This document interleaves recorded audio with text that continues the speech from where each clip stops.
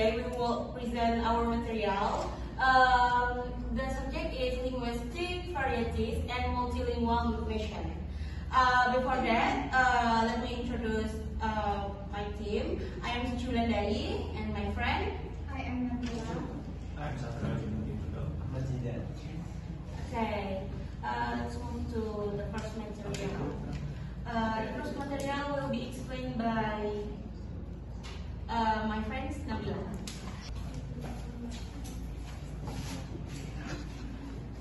So our material is language varieties and multilingual nations. So language varieties is refer to different forms of language used in society such as dialect, registers, styles to different language. Jadi language varieties ini merupakan ragam bahasa yang ada dalam satu masyarakat dan biasanya itu muncul karena adanya faktor sosial, status ataupun sejarah. Sedangkan multilingual nations are countries where more than one language is used in daily life. Jadi multilingual nations adalah negara yang menggunakan lebih dari satu bahasa dalam kehidupan sehari-harinya. Contohnya, misal di India itu masyarakat India itu ada yang menggunakan bahasa Hindi dalam kehidupan sehari-harinya, ada juga yang menggunakan bahasa Inggris dan bahasa-bahasa daerah lainnya yang ada di India. Kemudian kalau di Indonesia itu lebih banyak lagi. Di Indonesia itu masyarakatnya ada yang menggunakan bahasa Indonesia, ada yang menggunakan bahasa Jawa, ada yang menggunakan bahasa Sunda dan bahasa-bahasa daerah lainnya. And then there are 4 types of language varieties. The first is vernacular languages. Jadi vernacular languages ini local or informal languages, usually mother tongue and not standardized, used in daily life, and then they function as markers of identity and solidarity. Jadi vernacular languages ini merupakan bahasa lokal atau bahasa informal yang biasanya itu digunakan dalam kehidupan sehari-hari hingga menjadi bahasa ibu di suatu komunitas. Nah, contohnya kalau di Indonesia itu ada bahasa Jawa, ada bahasa Sunda, ada bahasa Batak, dan bahasa-bahasa lokal lainnya yang ada di Indonesia. Kalau di UK itu ada bahasa Cockney, dan kalau di Chicano communities in US itu ada bahasa Spanish. Kemudian untuk karakteristik of vernacular languages, the first is not assumed or not standardized. Jadi vernacular language ini bahasanya itu tidak dibakukan atau tidak distandarisasikan. Dan yang kedua itu adalah local language, usually mother tongue. Seperti yang sudah saya bilang tadi, vernacular language ini yaitu bahasa lokal yang menjadi bahasa ibu dalam satu komunitas. Dan yang terakhir itu ada its function is limited, more to casual situation. Jadi fungsinya itu terbatas dan biasanya itu untuk situasi informal. Singkatnya itu vernacular language ini bahasa daerah yang tidak dibakukan atau tidak distandarisasikan dan dipakainya itu di kehidupan sehari-hari dan menjadi bahasa ibu bagi suatu komunitas tertentu. Selanjutnya itu ada standard languages yang akan dijelaskan oleh Zidan.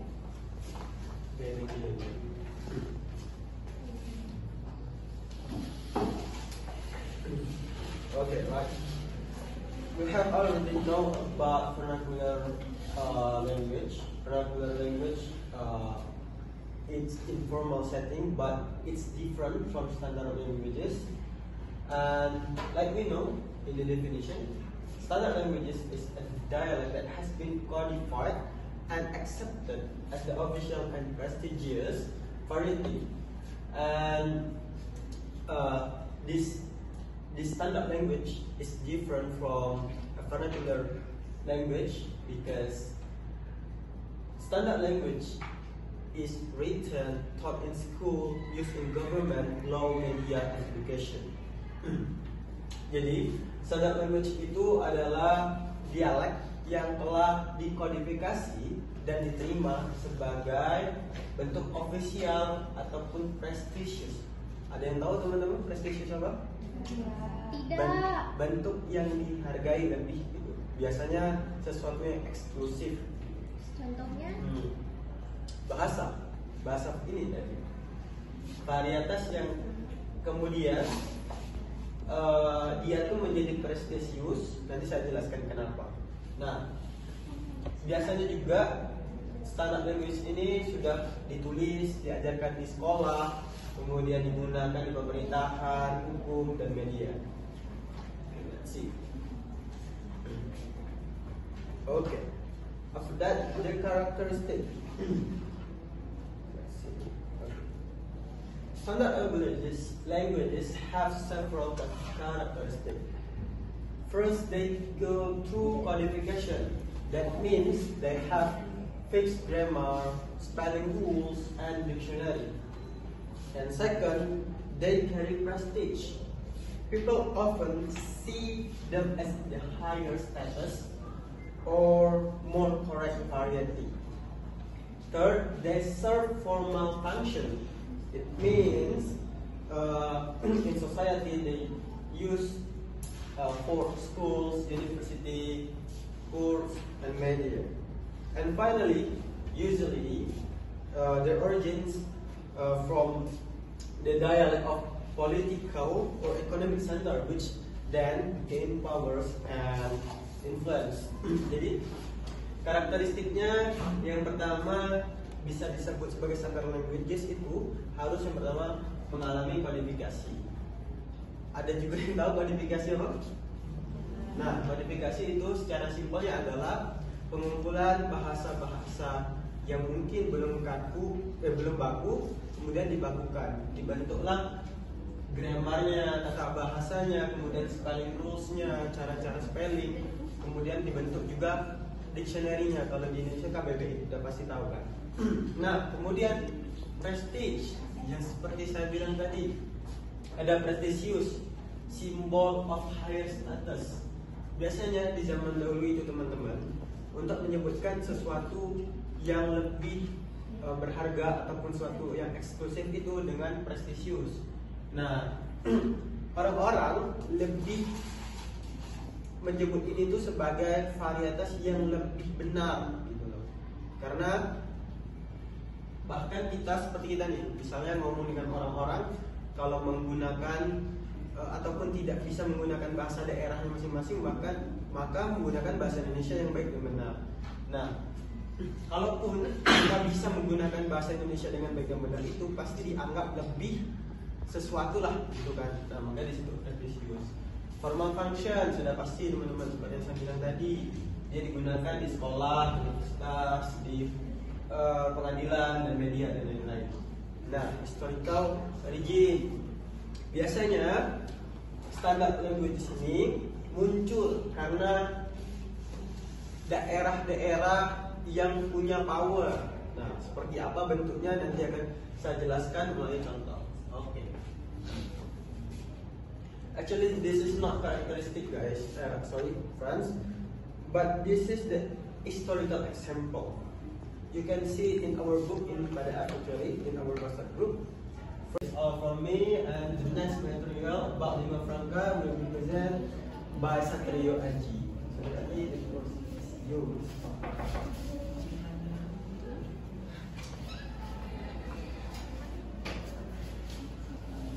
Okay, we will continue with lingua franca material. What is lingua franca material? What is lingua franca? Lingua franca is a language used as a means of communication shared by a group of people who have different mother tongue.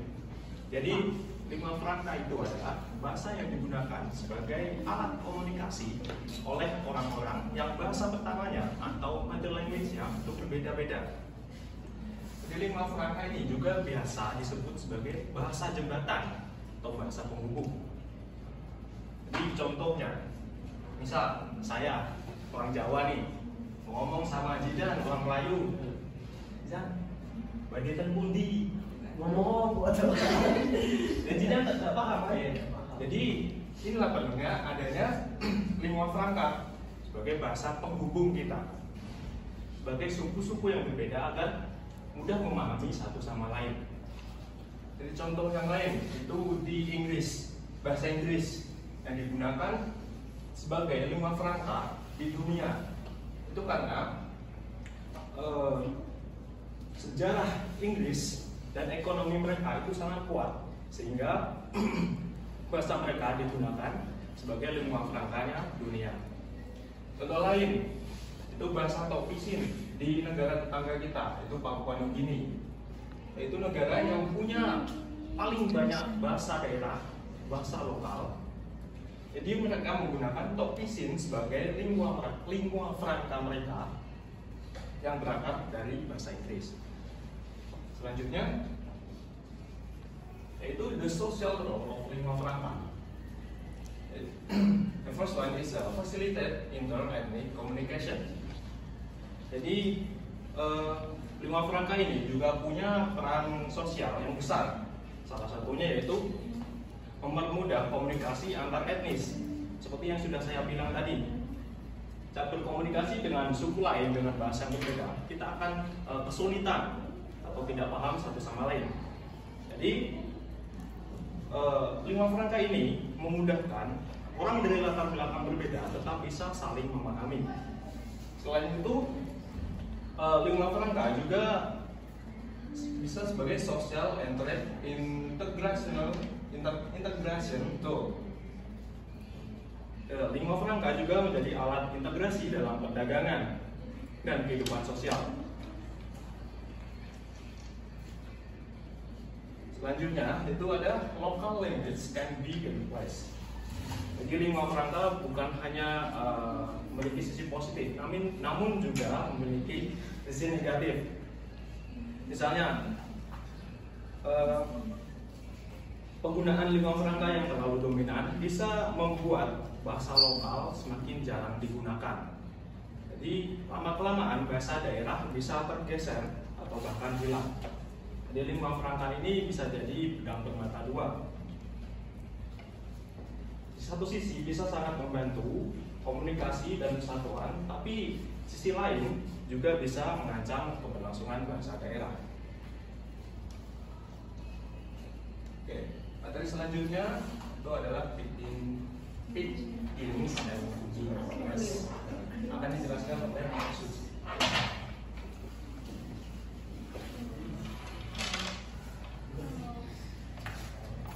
Okay, the next material is pidgins and creoles. What is pidgins? Pidgin is a simplified language that develops when two groups of people who speak different language need to communicate, usually for trade or other practical interaction. This language has no native speaker and is only used as a temporary means of communication. Pidgin itu adalah bahasa sederhana yang terbentuk ketika dua kelompok masyarakat yang berbeda bahasa perlu berkomunikasi. Biasanya untuk tujuan berdagang atau interaksi praktis lainnya. Bahasa ini tidak memiliki penutur asli dan hanya digunakan sebagai alat komunikasi sementara. Lalu apa itu Creole? Creole is a language that developed from Pidgin when the Pidgin evolves and is used as a modern tongue by a community. Creole becomes more complex in grammar, vocabulary, and social function. Oke, jadi Creole itu adalah bahasa yang terbentuk dari Pidgin tadi. Ketika Pidgin tersebut berkembang dan digunakan sebagai bahasa ibu oleh suatu komunitas. Dan Creole ini jadi lebih kompleks dalam tata bahasa, kosakata, dan fungsi sosial. Okay, next the characteristic of Pidgin and Creole. Creoles.